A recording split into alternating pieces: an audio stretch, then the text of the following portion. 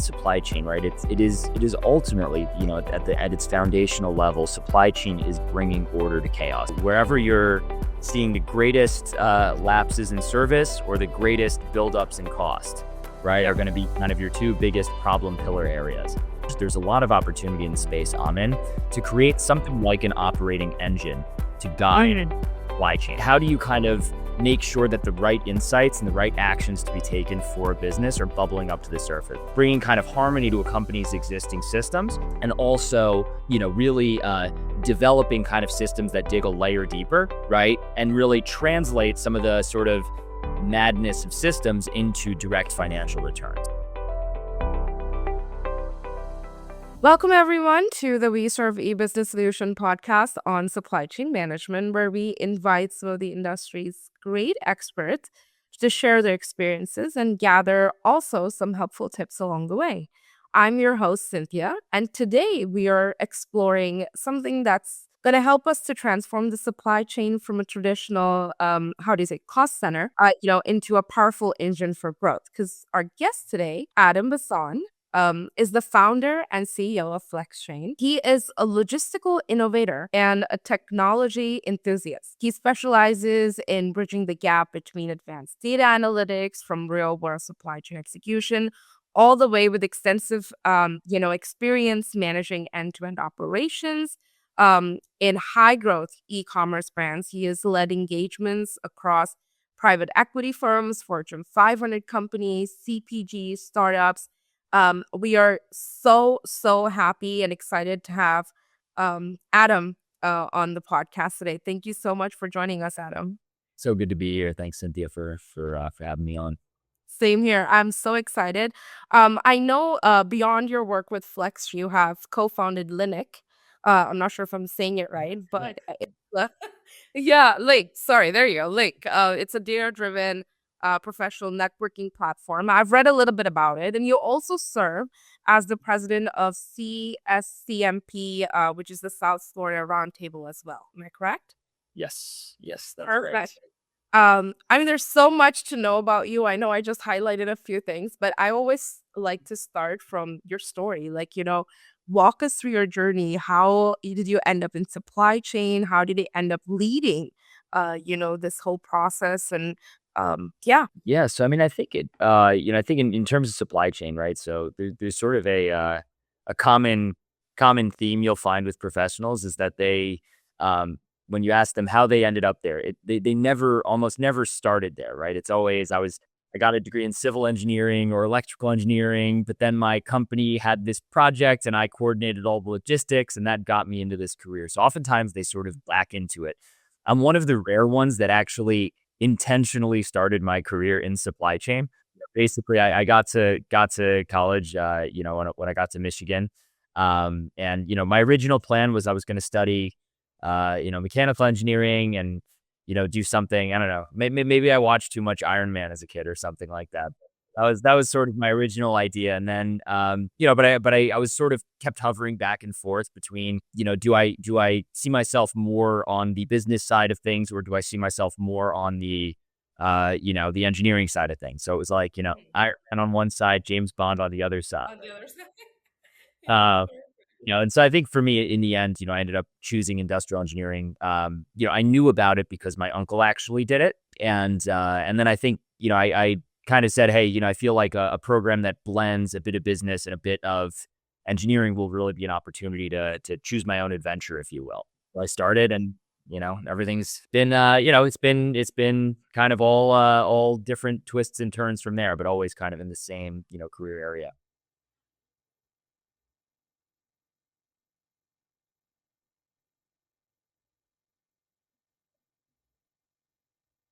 Yeah, so when I was in university, I co-directed one of the entrepreneurship club on campus called Empowered.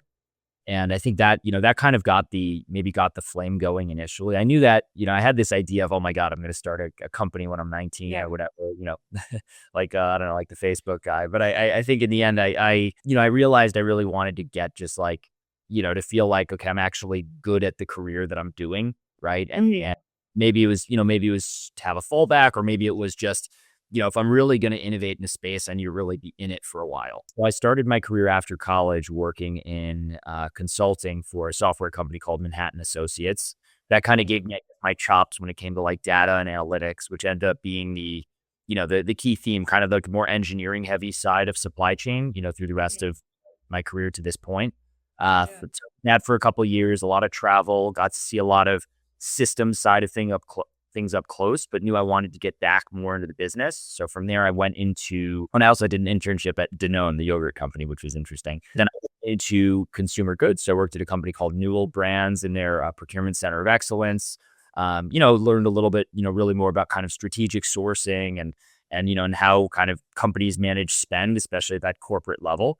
Ultimately, I determined kind of the corporate, Fortune 500 environment wasn't really, where I wanted to grow my career. And so I went from there into, a small, recently private equity acquired company called Rugs USA. So started there just as an employee of the business right after they'd been acquired by Comvest, and then ended up, growing a lot in that role, right? Helping grow a company from, 150 million to almost 400 million a year in revenue, and, all the supply chain challenges that come with that, navigating through COVID. Was promoted a couple of times, such, eventually I was, heading up supply chain planning and ended up becoming intertwined with the kind of private equity side of the business. So sort of, basically, in private equity, they'll have companies, they're folks who do kind of the investing and the deal making. And then there's teams that they'll put in place with certain companies or sort of more high touch businesses where you say, okay, I need to have a team that knows how to kind of do supply chain transformation. And so I kind of grew from, employee more into being affiliated with the firm itself. Ended up basically doing that for 5.5 years. And along the way,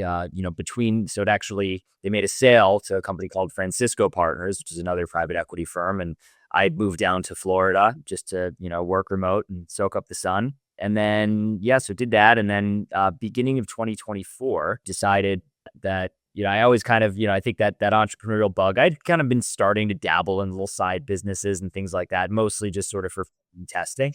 But I kind of, drew my line in the sand where I said, okay, no, this is the time to, really pull the trigger, on starting a company in the supply chain space, in supply chain tech and services. So I put all my stuff in storage, went and traveled around the world for a year to a whole bunch of different countries. And, as I was, building up this platform, which is Flexchain. So I did that for 13 months and then got back about 9 months ago. So, the business is in a very different place now than, 2.5, 3 years ago when I was getting started, but it's been a really exciting journey. Wow. Wow. That's such a great timeline and career. And I'm pretty sure it's gonna inspire a lot of like the new generation, because obviously they want to kind of, do different things and travel the world while they're doing that. So you've kind of made it sound fun. Which I used to think like supply chain is not for a long time until I started doing this podcast. And the stories I've heard, the transitions that people have done, is just so fascinating to hear. And you know that I think that's where my next question comes from. Where do you think the gaps have been where you were like, okay, this is what I want to do now. This is where I can put my expertise in, like maybe e-commerce or supply chains. And there's so much technology nowadays, right? Yeah. So I think when it comes, right, in supply chain, right, it is ultimately, at its foundational level, supply chain is bringing order to chaos, is bringing systems to chaos.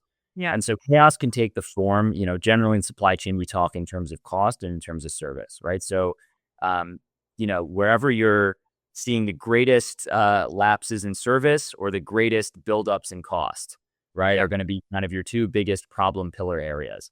Right. And you're always kind of, sometimes you have to trade cost for better service or lower service for lower cost.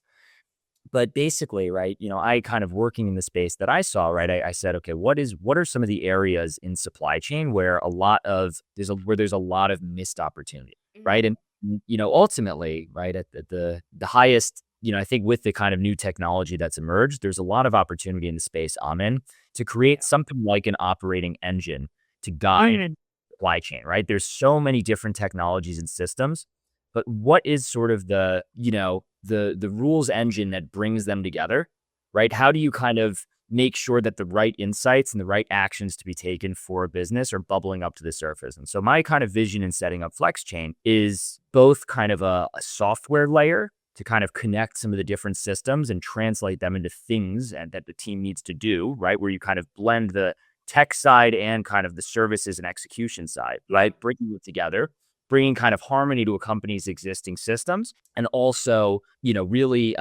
developing kind of systems that dig a layer deeper, right? And really translate some of the sort of madness of systems into direct financial returns, right? That's sort of what was the motive. I think that there's a lot of opportunity that, I worked at Rogues USA for a few years, so pardon the analogy, but hides under the rug. And I think, from my side, right, where I think the biggest opportunity is in, e-commerce and retail is on the shipping side, right? So that's kind of where I'm going at first, where shipping is actually a relatively standard, the process of moving the good. I mean, different types of goods are different, but the process itself is relatively standard across businesses, and it's a massive source of cost, right? So there's companies spend in e-commerce anywhere between 12 and 20% of their revenue on outbound shipping, right? So the shipping, your FedEx, your UPS, what you're sending your product to your customers, you're spending 12 to 20% of that. Significant portion of that is going to be long distance shipments.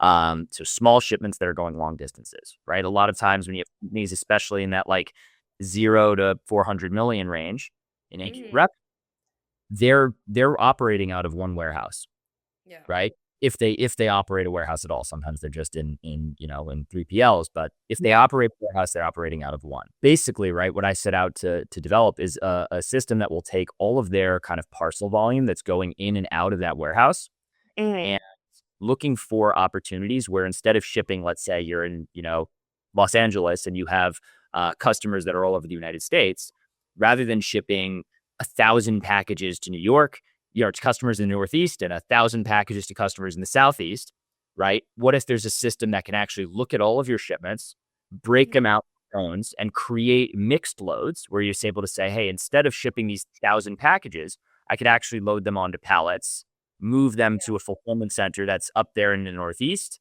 right? And know upfront exactly how much that's going to save me in terms of my cost if I could ship it locally from there instead of shipping a long distance shipment from Los Angeles, just as an example, right? So I have basically a system here in Flexchain that will translate those smaller modular shipments, right? Either parcel into pallets, into truck, or if it's a company that's doing a lot of like shipping to different stores or wholesale, right? Where you have LTL and LCL, et cetera, right? Also identifying opportunities there where, hey, you have all of these shipments that are coming. They're on a certain schedule. They have certain co-loading characteristics. They have a certain, origin and destination. What if they could be synchronized, pooled together at a location here and then moved together 80%, and basically, so what we have is a system that will identify those opportunities at scale in a matter of minutes, right? And tell you upfront with an estimate, basically how much it's going to drive in terms of savings. So you can decide, and then all of, to have basically turnkey execution, right? Where it can give that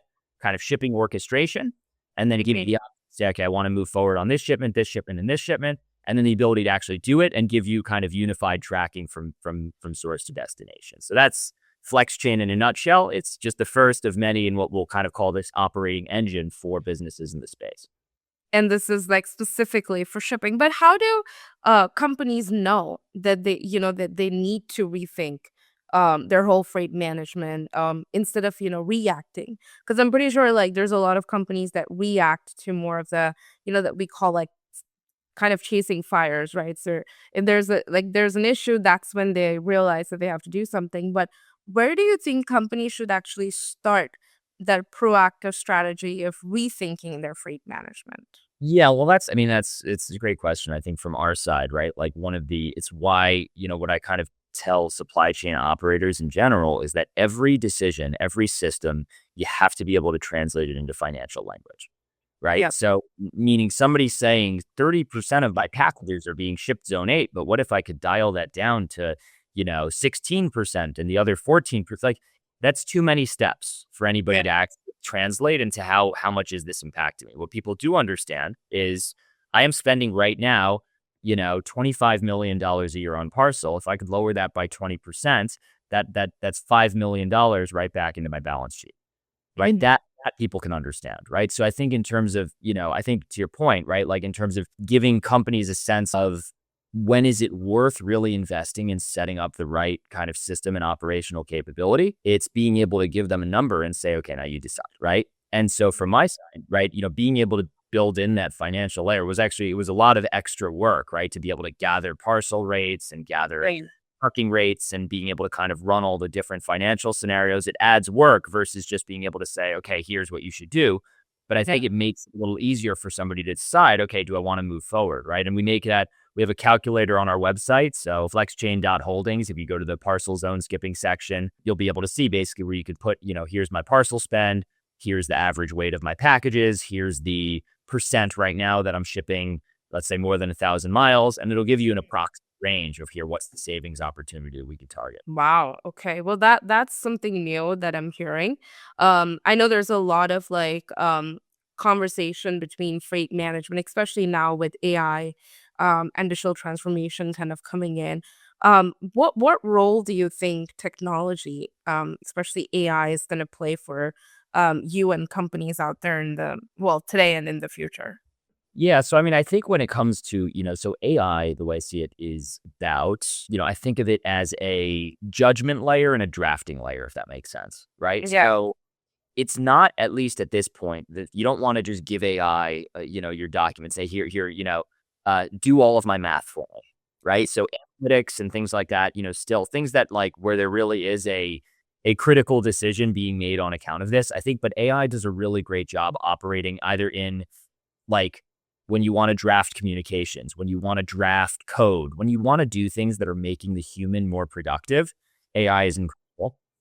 And I think also operating in like being able to operate in white space. So for example, right, if I was making when if you're writing code and you want to develop code for your system, or you want to basically enrich a whole bunch of data that's been uploaded to your system.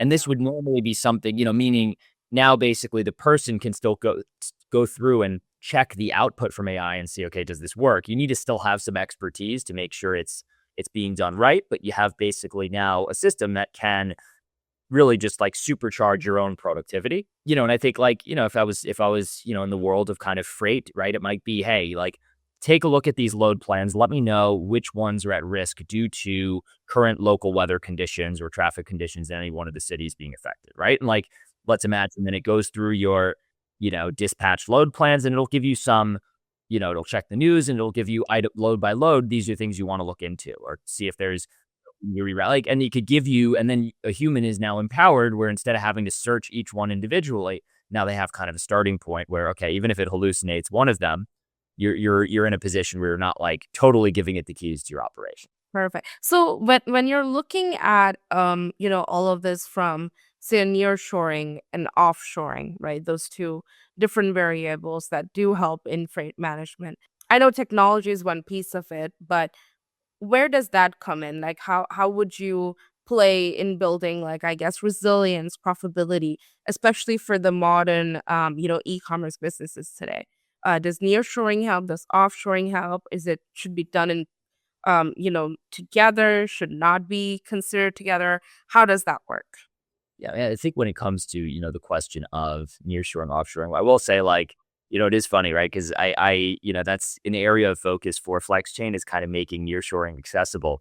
But Yeah. it's, folks will come and say, oh my God, you must be just seeing so much, so much with all the tariffs. You must be seeing Yeah. so much excitement on that side of the business. The thing that's ironic right now is just because there's so much day-to-day change in terms of tariffs, a lot of businesses know that nearshoring will be a part of their plan, but they're sort of waiting for the dust to settle so that they can make the right bet, right? Is because in Yeah. either direction, if you don't know, like tomorrow, tariffs on China could come down.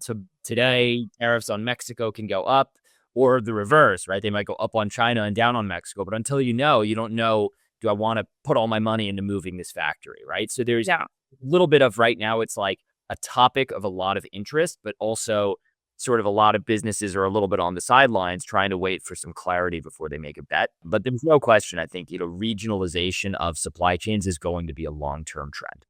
Just given the direction of the world, right? Because separate from the economics of tariffs, I think there's also just the geopolitical question of certain supply chains need to be secured for geopolitical reasons.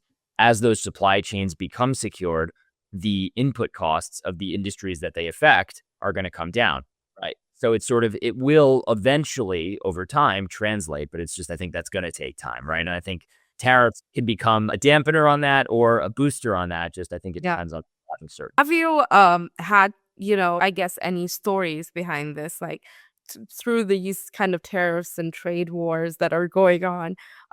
When talking to clients, do these things come up? Like, I would love to hear an example of how you kind of work through those process.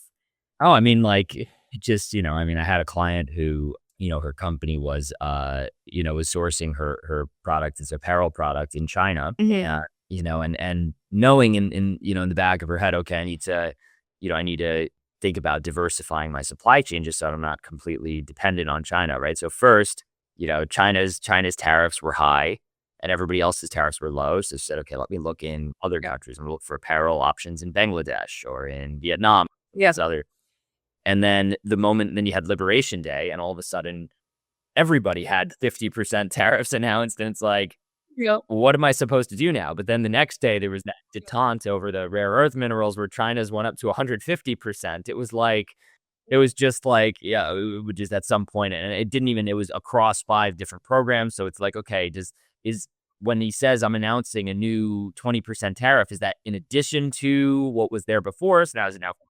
I mean, Exactly. so much confusion, right? So, I mean, I've kind of been, in terms of advising her company, right? Like kind of trying to help parse out some of the noise, but also being honest. Like, again, we're just going to have to see how this one shakes out. Here's the way I recommend to go now.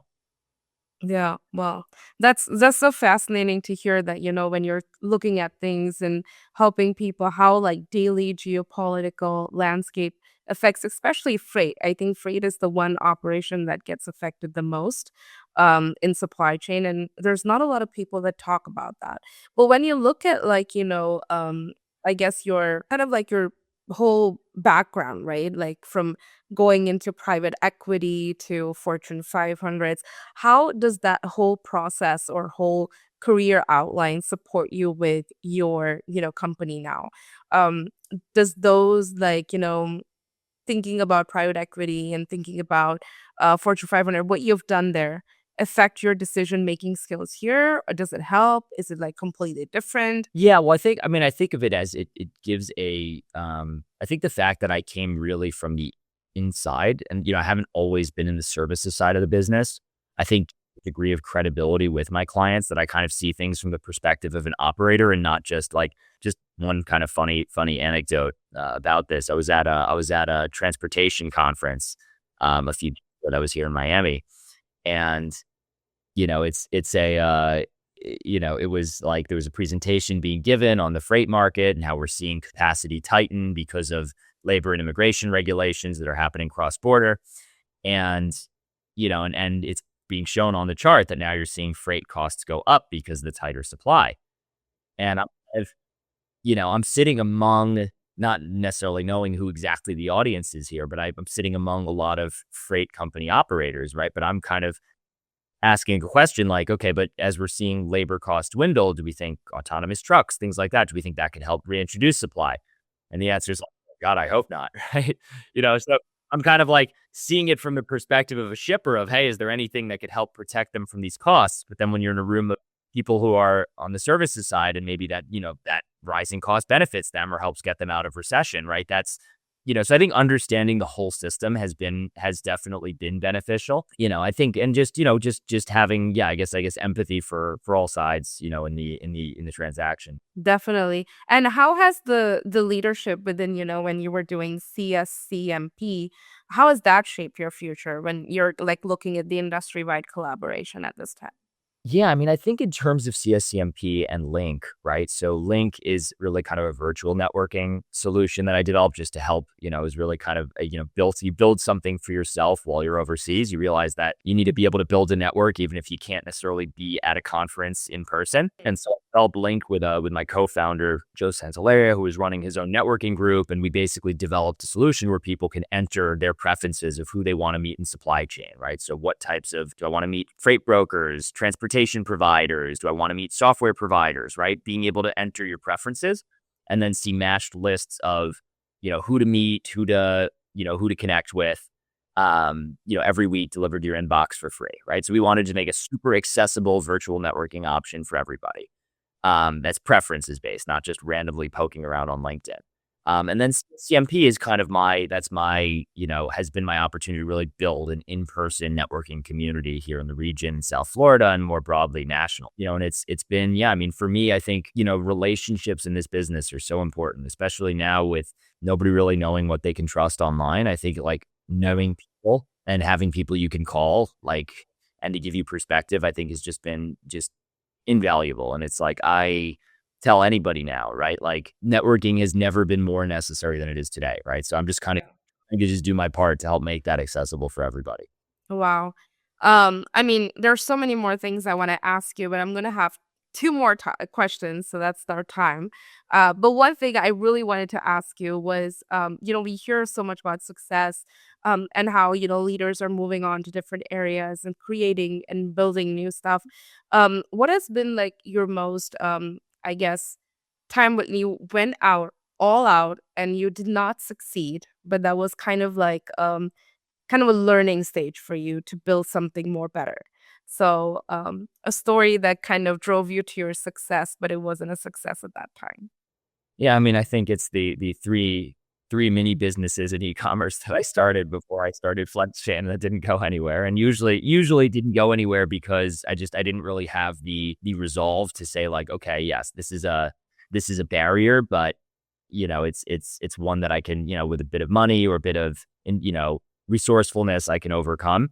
And I didn't really have that mindset. I think it was only really with Flexchain, and maybe from those experiences, having those accumulated failures or points where you kind of looked over the cliff behind you was really right. Like, no, no, no, I'm not just going to give up so easy now. So I'd say that, definitely there, right? Just having past businesses that didn't take off makes you a little bit more like invested to say, okay, this is going to be the one. And that's it.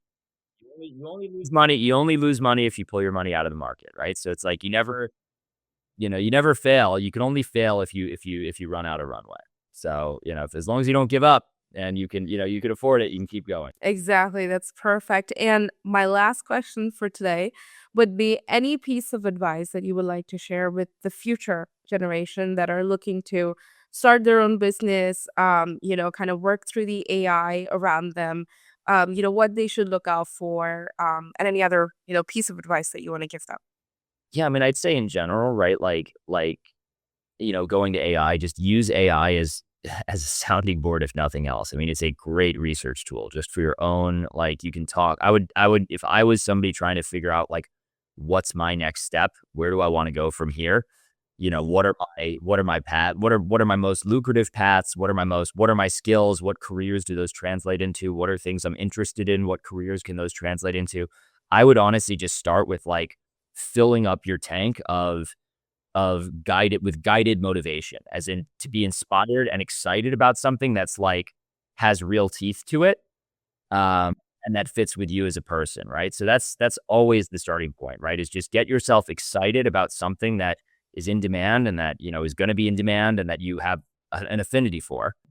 Go all out, right? Like just if it's within your current job and you want to basically maximize and move up the chain, find out what's important to your company, find out how you become that person. If you're the person who runs toward the fire rather than away from it, I think everybody will sort of take notice and appreciate that versus being the person who says, "Up, not my problem." So use the amazing tools at our disposal to become more impactful and take more initiative than you would have otherwise when you're like, "Oh, well, I don't know how to do that." Perfect, perfect. Well, Adam, thank you so much for your time. It has been such great insights to learn from you, and especially more about Flexchain. I think it's a unique networking and kind of like um, platform that kind of helps you to understand your freight a little bit better.